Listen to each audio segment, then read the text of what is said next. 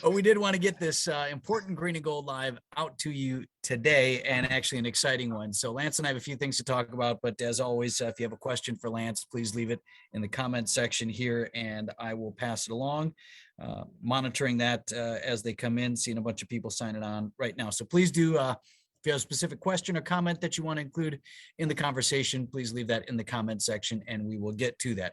All right, Lance, the number one question on my mind right now is, and we have a lot of different things, a lot of different ways that we can branch into this topic, but what do the Packers do this week preparing for a game that essentially doesn't count?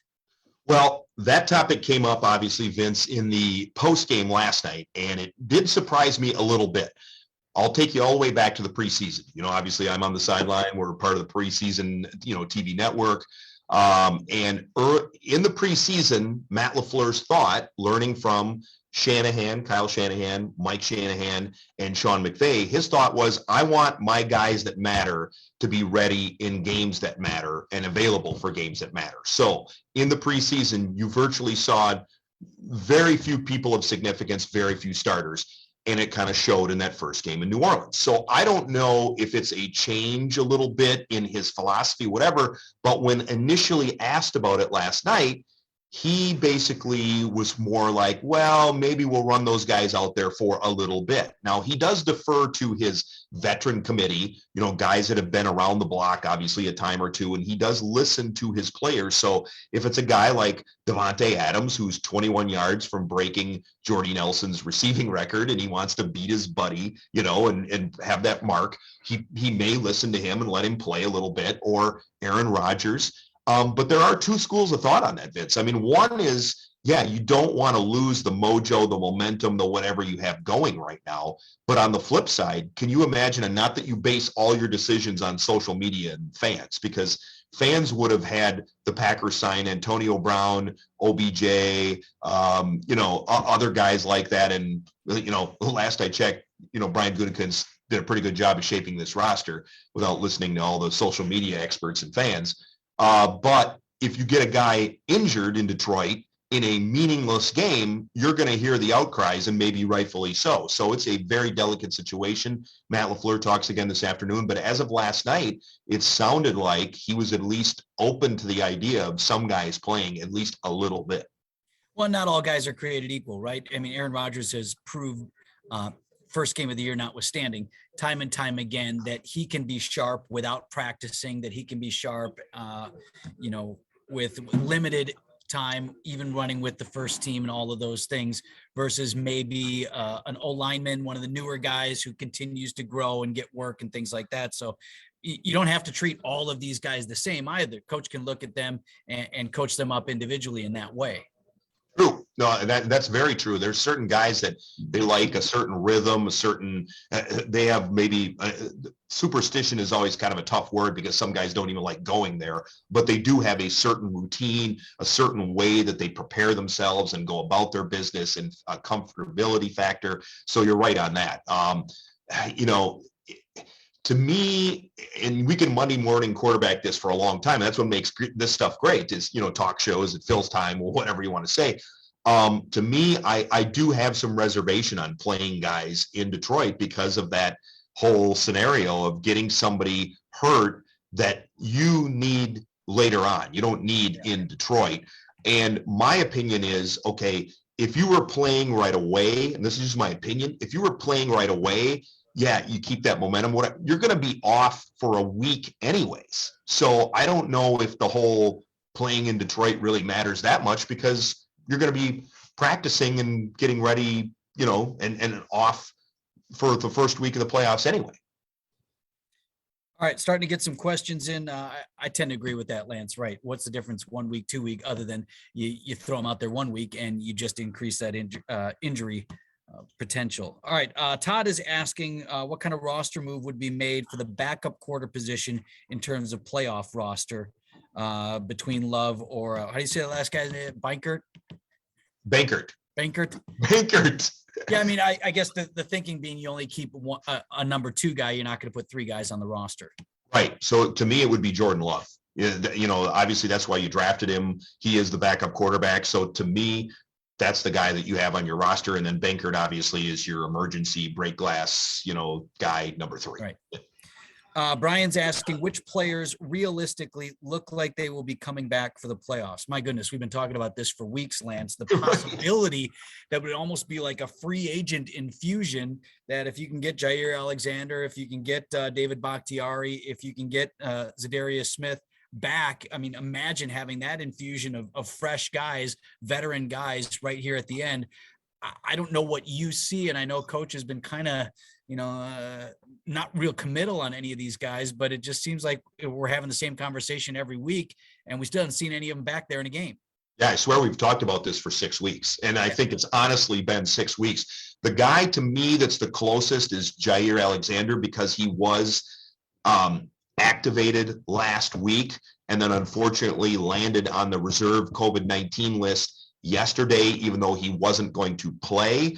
But it seems like he is probably the closest to seeing actual field time, in my opinion, just from the reading the tea leaves and seeing kind of the way they've reacted to him. David Bakhtiari to me is a great mystery, because he has been working to a degree, but not, they keep kind of saying maybe, and they keep kind of hinting like we could get him back, and that would be a big plus. Zadarius Smith, same thing. He's got a little ways to go, but at least there is that hope. And the other one that Aaron Rodgers talked about last night was Randall Cobb, that he probably won't play in Detroit, but there is a chance that you get him back for the playoffs. And that's another guy, Vince, that I don't know if I worry about him all that much, because he is a veteran. He's been through this before. It's not like you're just completely throwing him into the fire. And if you get a weapon or a guy like that in the slot for the playoffs, that's a big addition. So to me, Jair Alexander is probably the closest to playing at this point. Still looking for any other questions that you have, leave them in the comment section. I'll pass it along to Lance. In the meantime, we'll move the conversation on in this direction. Packers get home field advantage, obviously, throughout the playoffs. I mean, outside of the fact that you get a week to rest, you get an automatic win. You can't lose in a game that you don't play. You're already 8 quarters from the Super Bowl, regardless of what happens this week. And then, of course, in that first week of the playoffs. Outside of that, though, home field advantage, the Packers have had that, Lance, the last number of times here in the playoffs, and haven't been able to capitalize on it, whether it be the cold weather or the conditions or things like that. I do feel like Aaron Rodgers characterized it well when he talked about the cold in this last game. Everybody's cold, right? And we saw that in the NFC Championship game against the Giants, and didn't work out in our favor. So you come here and everybody's cold. But the cold plays to your advantage when you can get up early on somebody who knows they're probably going to lose. And that's what happened against the Vikings. The Packers got up and the Vikings lost their will to fight in that cold. I think it kind of infects them psychologically. They probably wouldn't admit it. I'm not saying guys quit, but man, it's a lot warmer when you're winning and pushing guys around. Well, it's a lot warmer when you're not trying to tackle A.J. Dillon, and and that big dude's popping you when it's like, single digits. But you're right, Vince, that to a degree it's mind over matter, because it's cold for everybody. And let's face facts. The Packers players, it's cold for them too. They may live in it, but they don't want to be in it, and they don't practice in it. They're in the Don Hudson Center most of the week. Are the doors open in the Don Hudson Center? Do they heat the Don Hudson Center? No. They want to have an efficient practice. They don't want guys getting hurt, and they don't want guys slipping around on ice or snow or whatever. Is it balmy inside the Hudson Center? No, to kind of get them accustomed a little bit to that. So it is a mental battle, but you're right in the sense that if you have something to play for, and if you are mentally strong and you live in that, it is an advantage to you, and you don't want to get hit. You're more used to it, and you can tell a person or a guy or whatever in that atmosphere that doesn't want to be in that atmosphere, isn't used to that atmosphere, that you can impose your will on them. So that I agree with. The other thing is, once again, you can look at two sides of the coin. Last year, the home field advantage did not work in their favor in the NFC Championship game. Tampa Bay, warm weather team, came up there. They won the game. They did everything to win that game, and the Packers did not win the NFC Championship game and go on to the Super Bowl. It wasn't a fluke. It just, it was the Buccaneers' day. On the flip side, this year, it's a little bit of a different wrinkle because of that first round bye, because you get rest. you have the possibility of, at this juncture, we don't know if Jair Alexander is going to play this week. We don't know if David Bakhtiari is going to play this week. We don't know if Zadarius Smith, if they're just going to run him out there and get some reps, snaps, whatever for him. But you have another full week to get those guys ready. So 2 full weeks essentially after the Detroit game to hope that you get all pro caliber players back. Like you mentioned, Vince, almost like free agents, almost like really good free agents back if they can play. And to me, this year, that adds a wrinkle that you get more rest than anybody else. And you get that advantage of, if you have injured players or players on a COVID reserve list, a chance to get those type of caliber players back. And that is the plus in all this. Now, you have to use it to your advantage. You have to take advantage of it and make sure you just don't roll the ball out there and think you're going to win just because it's the frozen tundra of Lambeau Field. But I do think that this year there is a little bit of a different wrinkle, a little bit of a different advantage to that.